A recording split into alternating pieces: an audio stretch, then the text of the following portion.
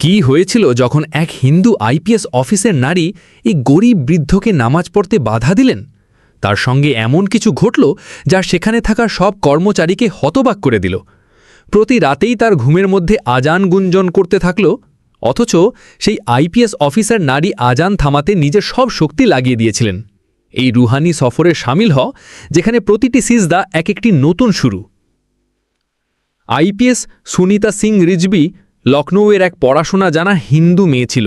সে এক ভালো, শিক্ষিত এবং মধ্যম ধর্মীয় পরিবারের সন্তান। তার বাবা ছিলেন অধ্যাপক।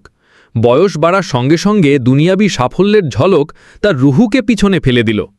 স্কুল ও কলেজে টপ করল, তারপর ইউপিএসসি ক্লিয়ার করে আইপিএস হল।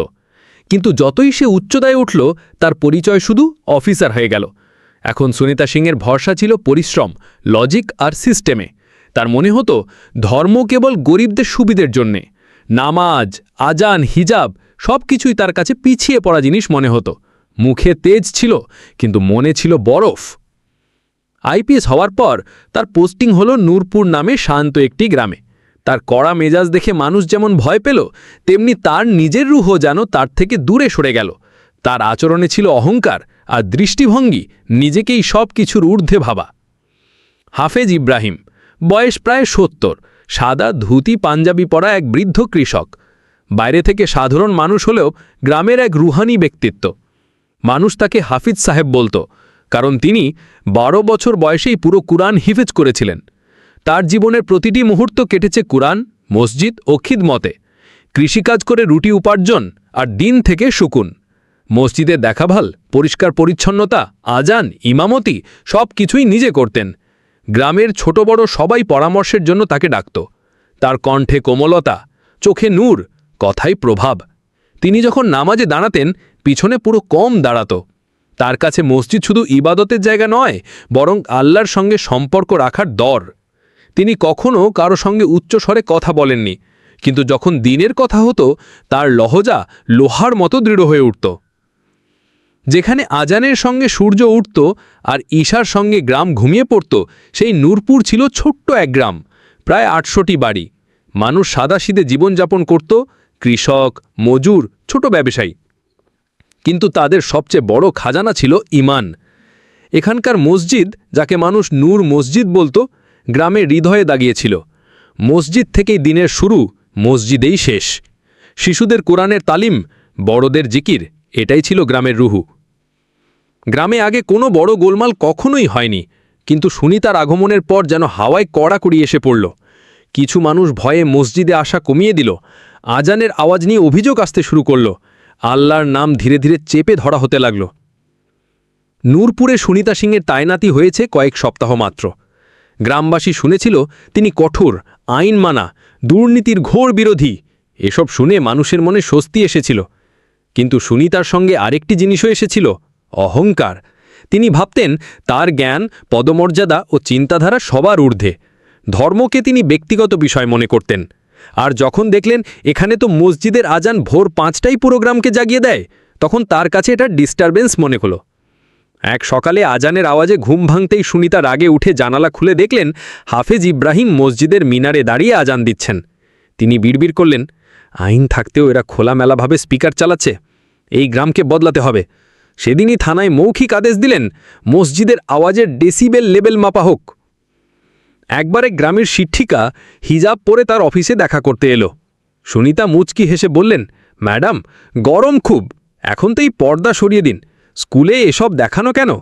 কথা গ্রাম্য নারীদের কানে পৌঁছতেই মনে খটকা বসে গেল। এক রাতে মসজিদে বিদ্যুৎ চলে গেল। ইব্রাহিম সাহেব পঞ্চায়েতের কাছে একটি বাল্ব লাগানোর অনুরোধ করলেন। খবরটি সুনিতার কাছে পৌঁছল। তিনি ফাইল আটকে বললেন, মসজিদ নাকি শাদি ঘর, এত লালক কি দরকার? আরেকবার হাফিজ সাহেবকে ডাকা হলো সরকারি স্কুলে কুরআনের তালিম দেওয়ার অনুমতি নিতে। সুনিতা জিজ্ঞেস করলেন, ইসলাম পড়ানোর কি ডিগ্রি পেয়েছেন আপনি? আর নারীদের কেন শেখান না? সমতা তো হওয়া উচিত, তাই না? হাফিজ সাহেব কিছু বললেন না, শুধু বললেন যে কুরআনকে আল্লাহর কালাম মনে করে না, সে তা পড়াতেও পারে না, বুঝতেও পারে না। তার মনে হতো গ্রামের মানুষ পুরনো ধ্যান ধারণার। ডায়েরিতে লিখলেন, এই হাফেজদের মতো লোকই সমাজকে পিছনে টেনে ধরে। পরিবর্তনের জন্য এদের বিরুদ্ধে কঠোর পদক্ষেপ নিতে হবে। তার মনে গোপনে এক ধরনের তাকাব্বুর, অহংকার বাড়ছিল। আমিই ঠিক, আমার চিন্তাই তরক্কি। কিন্তু তিনি জানতেন না যে মিনার থেকে আজান ভেসে আসে তা শুধু আওয়াজ নয়, আল্লাহর ডাক। আর যেই ডাককে ঠেকায় তাকে আল্লাহই ঠেকান। নূর মসজিদের শফগুলো সাজানো, বয়োজ্যেষ্ঠ, যুবক, শিশু সবাই অজু করে হাফেজ সাহেবের অপেক্ষায়। সেই কোমল কণ্ঠ, সেই সুকুন দেওয়া তিলাওয়াত রোজগার মতো আজও। কিন্তু আজানের প্রথম তাকবীর ওঠার সঙ্গে সঙ্গেই মসজিদের বাইরে পুলিশের জিপের সাইরেন বেজে উঠল। গ্রামবাসী হতভাগ। আইপিএস সুনিতা সিং রিজভি ফোর্স নিয়ে নেমে এলেন, হাতে ওয়াকিটকি, মুখে ক্রোধ, মনে আগুন। সুনিতা উঁচু গলায় বললেন, নামাজ বন্ধ করুন, এই এলাকা ধনী নিয়ন্ত্রণ অঞ্চলের অন্তর্গত। এখন থেকে মসজিদ থেকে কোনো ধরনের পাবলিক আজান বা জামায়াতের নামাজ হবে না। হাফেজ ইব্রাহিম ধীরে বললেন, বেটি, এই আজান কোনো লাউডস্পিকার নয়, এ তো রুহের ডাক। সুনিতা তিক্ত হেসে বললেন, রুহুর ডাক আইনের উপরে কিছু নয়, আর আল্লাহর নামে ভিড় জড়ো করারও অনুমতি নেই। তারপর পুলিশদের ইশারা দিলেন, স্পিকার নামাও এবং আবার নামাজের জন্য ভিড় হলে মামলা দায়ের করো, ধারা 144 জারি করো। মানুষ ভয়ে সরে গেল। কারোর অজু ভেঙে গেল, কারোর মন। শিশুরা কাঁদতে লাগল, বয়োজ্যেষ্ঠরা চোখে জল নিয়ে সুনিতার দিকে তাকিয়ে রইল। কিন্তু হাফেজ সাহেব দাঁড়িয়েই রইলেন। হাত কাঁপছিল, চোখে ছিল এক অদ্ভুত সুকুন। তিনি কারবালার দিকে রুখ করে চোখ বন্ধ করে দোয়া করলেন, ইয়া আল্লাহ, তুমি জানো আমরা তোমার নাম উঁচু করেছি, এখন তুমি আমাদের হেফাজত করো। এ মেয়ের হৃদয়ে হিদায়ত দাও, না হলে তুমি তার হিসাব নাও। গ্রামে প্রথমবার মসজিদ থেকে আজানের আওয়াজ এলো না। পাখিরাও নীরব, হাওয়াও থম মেরে আছে। আইপিএস সুনিতা নিজেকে জেতা মনে করছিলেন, কিন্তু সেই জয়ে এক ধরনের শূন্যতা ছিল। ভেতর থেকে যেন নীরব একটি চিৎকার উঠছিল, যার অনুভব তিনি তখনও করেননি, তবে শীঘ্রই করবেন। রাতে পড়তেই তার ঘরের আলো বারবার টিমটিম করতে লাগলো। ভাবলেন ইলেকট্রিক্যাল কোনো ফল্ট, কিন্তু বিদ্যুৎ বিভাগ জানালো সব ঠিক আছে ম্যাডাম। বিছানায় শোয়া মাত্র কানে ফিসফিসে সুর বাজতে লাগলো, আল্লাহু আকবার, আল্লাহু আকবার। তিনি চমকে উঠলেন। রেডিও বন্ধ, স্পিকার বন্ধ, তবু আওয়াজ একদম পরিষ্কার, যেন মসজিদে আজান হচ্ছে কোনো মাইক্রোফোন ছাড়াই। তিনি চিৎকার করে উঠলেন। পরদিন সুনিতার জ্বর এলো, কিন্তু ওষুধে কাজ হলো না। বারবার পানি খেতেন, গলা শুকিয়ে যেত। অদ্ভুত, যেন পানি গলায় নামছেই না। ডাক্তারে চেক আপ করালেন, সব স্বাভাবিক, তবু তার গলায় যেন খোলা আগুনের মতো জ্বালা। একদিন রাগে বললেন, কে আমাকে শাস্তি দিচ্ছে, আমি আইপিএস। জবাবে শুধু সন্নাটা, আর পর মুহূর্তে কোরআন তিলাবাতের আওয়াজ একটি বন্ধ আলমারির ভেতর থেকে। এবার ভয় রূপ নিচ্ছে। রাত 2টোয় ঘরের জানালা নিজে নিজেই খুলে যায়। সামনে সাদা পোশাকে এক বৃদ্ধ, চোখ থেকে নূর ঝরে পড়ছে। তিনি বলেন, যাহার কণ্ঠ তুমি স্তব্ধ করতে চেয়েছিলে, সেই কণ্ঠই এখন তোমাকে রাত জাগাবে। তওবা করে ফিরে আসো, নতুবা এ নিদ্রা চিরতরে কেড়ে নেওয়া হবে। তিনি দরজা বন্ধ করেন, কিন্তু দরজা খোলাই থাকে। প্রতিটি রাতেই তাকে ভিন্ন ভিন্ন রুহানি মুখ দেখা যায়। কেউ হাতে তাসবিহ, কেউ সিজদায়, সবাই চোখ তার দিকে, যেন বলছে, এবার শোনো। অফিসে যাবার পথে সেই মোড়ে, যেখান থেকে মসজিদ দেখা যায়, হঠাৎ তার জিভ আটকে যায়। বারবার তার টেবিলে কোরআনের একটি আয়াত খোলা অবস্থায় পাওয়া যায়, যে আমার স্মরণ থেকে মুখ ফিরিয়ে নেয়, তার জীবন সংকীর্ণ করা হয়। তার মনে হয় কেউ তার কানে ফিসফিস করছে। কোথায় পালাবে আল্লাহর জমি থেকে?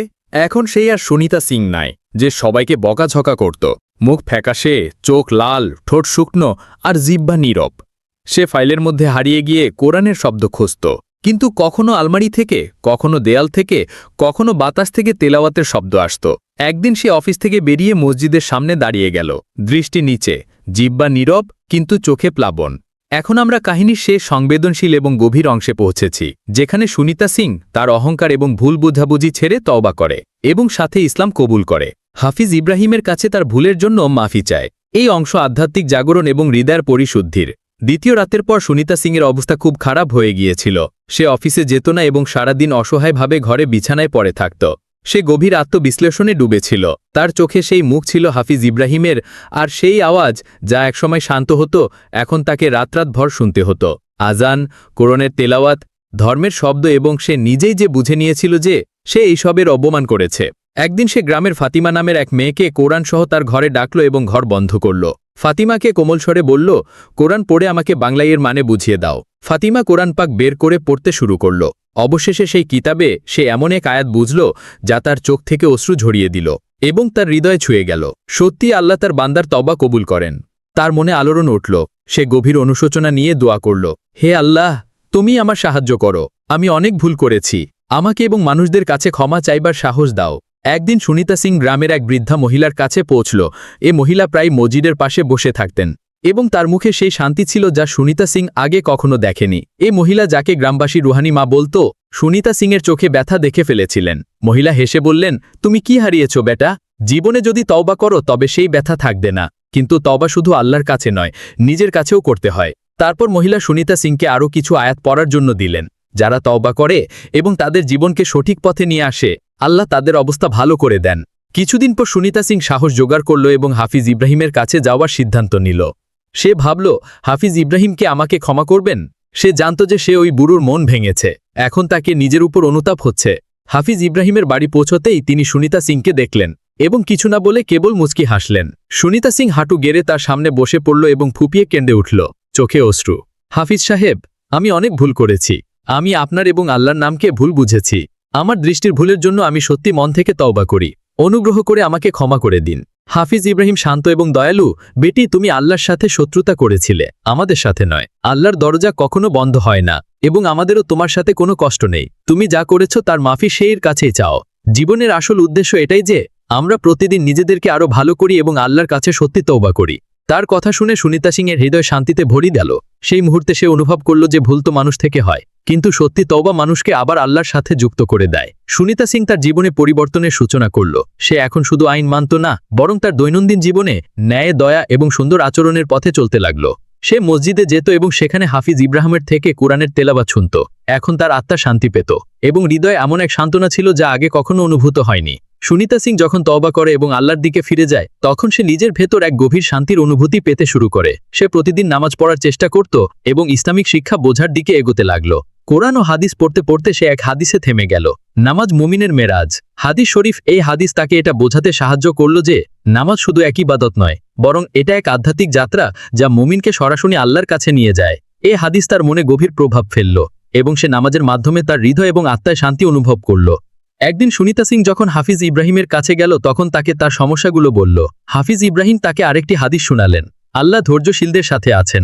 এই হাদিস তাকে শেখালো যে সত্যি ধৈর্য শুধু সহনশীলতার প্রতীক নয়, বরং এটা আল্লাহর সাহায্য এবং দিক নির্দেশনা লাভেরও এক উপায়। সুনিতা সিং অনুভব করল যে এখন তাকে তার দুঃখ এবং অনুতাপে ধৈর্য ধরতে হবে এবং ন্যায়ের পথে চলতে হবে। একদিন সুনিতা সিং মসজিদে বসেছিল, তখন তার চোখ আরেকটি হাদিসে পড়ল, তওবা করা মানুষ এমন যে সে যেন কখনো গুনাহ করেনি। হাদিস শরীফ। এই হাদিস সুনিতা সিংয়ের জন্য নতুন জন্ম নিয়ে এলো। সে বুঝল তওবা শুধু একটি শব্দ নয়, বরং এটি এক গভীর আধ্যাত্মিক প্রক্রিয়া যা মানুষকে তার গুনাহ থেকে মুক্ত দেয়। তার তওবা আল্লাহ কবুল করলেন এবং এখন সে এক নতুন জীবনের সূচনা করল, যেখানে সে শুধু অন্যদের জন্য একজন ভালো মানুষ হলো না, বরং খোদার সাথেও তার সম্পর্ককে ঠিক করল।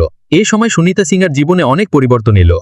সে তার পুরনো অহংকার এবং জিদ থেকে বেরিয়ে শুধু নিজের জীবনকে ঠিক করার চেষ্টা করল না, বরং অন্যদের জীবনেও পরিবর্তন আনার চেষ্টা করল। হাফিজ ইব্রাহিম তাকে আরেকটি হাদিস শোনালেন, যে আল্লাহর জন্য নিজের পথ পরিবর্তন করে, আল্লাহ তার পথ পরিবর্তন করে দেন। হাদিস শরীফ। এই হাদিস সুনিতা সিংকে এটা বোঝাতে সাহায্য করল যে আল্লাহর পথে চললেই মানুষের সমস্যা সহজ হয়ে যায়। সুনিতা সিং এই হাদিস ও আয়াতগুলোকে জীবনে নামানোর চেষ্টা করল। তার তওবা, দোয়া এবং সত্যি প্রচেষ্টা তাকে শুধু তার গুনাহ থেকে বাঁচালো না, বরং তাকে তার আত্মার শান্তি এবং সুখও দিল। সে এখন এক উত্তম মানুষ হয়ে গেছে, যে তার জীবনকে আল্লাহর আদেশ ও ইসলামিক শিক্ষার আলোকে চালাচ্ছে। সুনিতা সিং এখন প্রথমবার সত্যি মন থেকে নিজের জীবনে পরিবর্তনের দিকে এগোচ্ছিল। সে নিজেকে শুধু একজন আইপিএস অফিসার ভাবত না, বরং রুহানি পথপ্রদর্শক হিসাবে গড়ে তুলেছিল। সে হিজাব পরা শুরু করল, এটা তার তওবার প্রতীক ছিল। সে এখন শুধু আইন মানা অফিসার নয়, বরং আল্লাহর পথে চলা এক সাধারণ নারী হয়ে গেছে। সে গ্রামের মসজিদে কোরআনের শিক্ষা শুরু করালো। গ্রামের ছোট ছোট বাচ্চারা এখন তাকে দেখে শিখত যে ধর্মীয় শিক্ষা এবং আল্লাহর পথে চলা কত গুরুত্বপূর্ণ। সে তাদেরকে সুন্দর আচরণ এবং ন্যায় শিক্ষা দিত।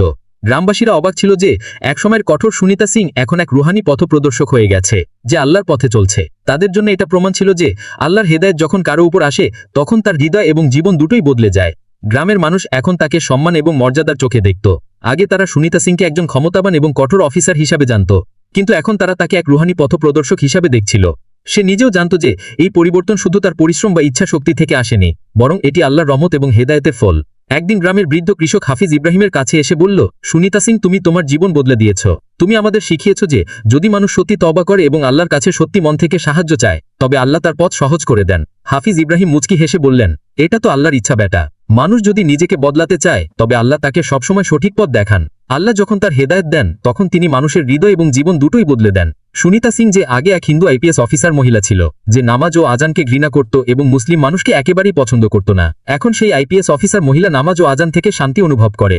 কাহিনী আমাদের এটা শেখায় যে মানুষ যতই ভুল পথ ধরুক না কেন, যদি সে সত্যি মন থেকে তওবা করে তবে আল্লাহ তার সাহায্য করেন এবং তার জীবনে শান্তি ও প্রশান্তি ভরে দেন। আল্লাহ আমাদের সবাইকে হেদায়েত দিন এবং আমাদের যত হিন্দু ও মুসলিম ভাই আছে তাদের মধ্যে ঐক্য বজায় রাখার তৌফিক দান করুন। আমাদের ইসলামিক ভিডিও দেখার জন্য সাবস্ক্রাইব করুন এবং যদি ভিডিওটি ভালো লাগে থাকে তবে একটি লাইক দিন এবং আপনার পরিবার বন্ধুদের সাথে শেয়ার করুন।